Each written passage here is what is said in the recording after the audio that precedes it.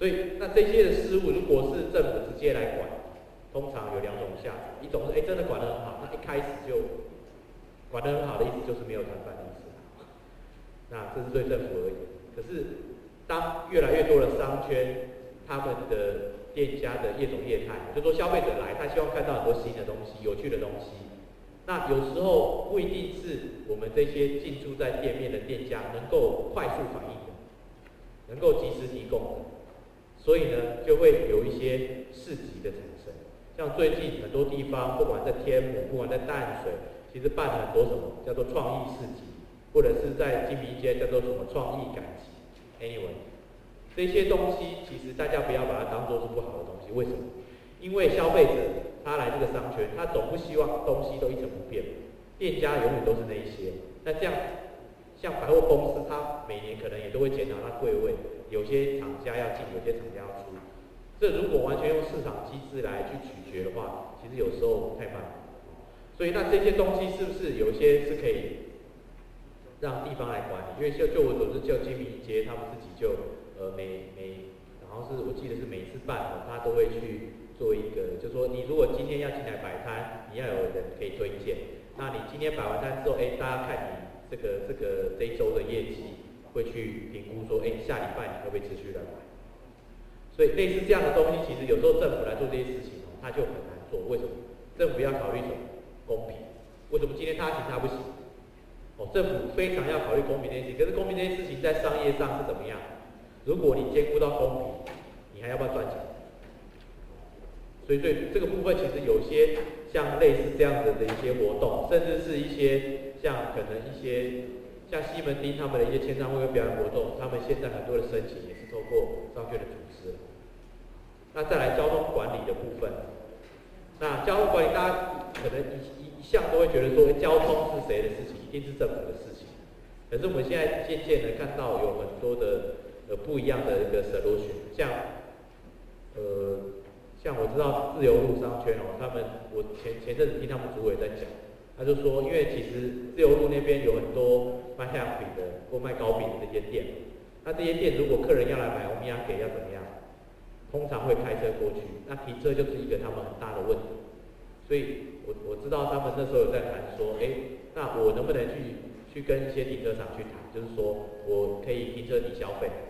类似这样的概念，就是说因为这个其实在购物中心、在百货公司早就这样做了，或者是他们一定会消费满多少，消费满多少，他就可以折抵他的停车费。一样的道理，就是说其实很多类似像光讲停车，就有这样子的模式开始产生。那像新社的商圈，他们在处理接驳，他们自己就一个每个会员觉得有意愿要出钱的，他们就出钱之后就买了这个9人的小巴，然后去负责可能从火车站、高铁站接驳到新社这样子的服务。那基本上这是他们自发性的，所以变得怎么样？他们有出钱的车子才会停到那个点。那渐渐的，开始大家觉得运行的不错，渐渐越来越多人怎么样？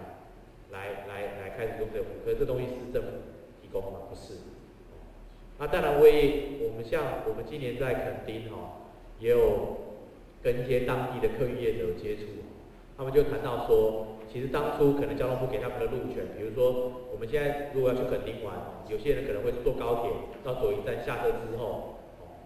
也许他想要便宜一点，省一点钱，他就坐客运。可是当初核定的路权是什么？那个客运一定要从什么哪边开？一定要从高雄火车站开，然后再开到左营火车站，然后再到林边，再到嘉东，再一大堆，才能到垦丁。那坦白讲，大家坐高铁是为了什么？省时间嘛。你可能如果从台北出发，只花了1个半小时就到了左营。可是如果坐客运按这样坐一列4点钟，可能还不一定会到。那这样子消费者怎么会想要坐这样的一个车？可是他们说，因为交通部就是好像不太这个路权的这部分他们管得很严，就是你当初申请的是什么，你就是什么，所以造成说其实那边现在有很多野鸡的这种野鸡车啦，这种4人座的野鸡车，他就说没关系，9大家不7人座9因为我自己有坐过一次，因为真的要赶时间，就他9 4个人9好，你要去哪里？你要去垦管处，你要去哪里？你要去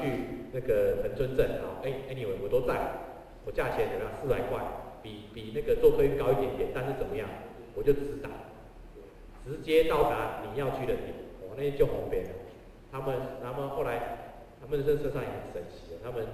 他也可以给你发票，也给你收据。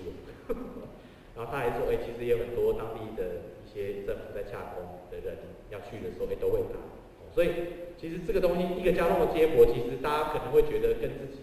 商圈没有直接的关系，可是大家要思考，比如说像垦丁这种地方，你接驳做得好，其实对你的生意会影响很大。那尤其是一些国外观光客，他们怎么会去坐野鸡车？他们不一定会做啊，所以他们一定就是痴痴的等那客运来，然后慢慢的晃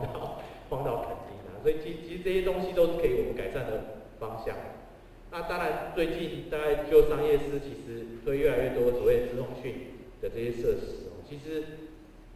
重点大家不要看到只是我设了什么电子看板，我设了什么多媒体的资讯导览机重要的是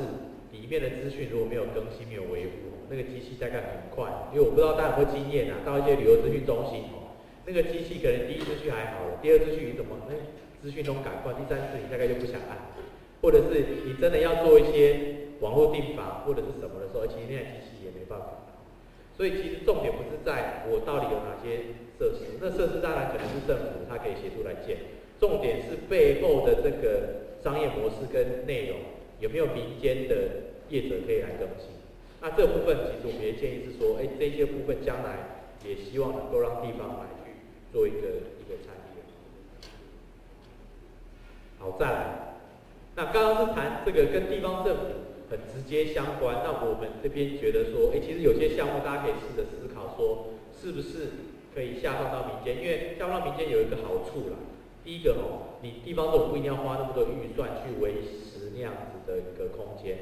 那第二个是有一些的责任，你可以做一个风险的分摊，也就是说，今天这个东西，当然地方政府不一定不能完全卸责啊，可是就是说，这个东西我们其实也有请某某商圈一起来做相关的管理，所以有什么事情出了什么问题，其实至少你会多一个伙伴可以怎么样来跟你一起共同承担来解决，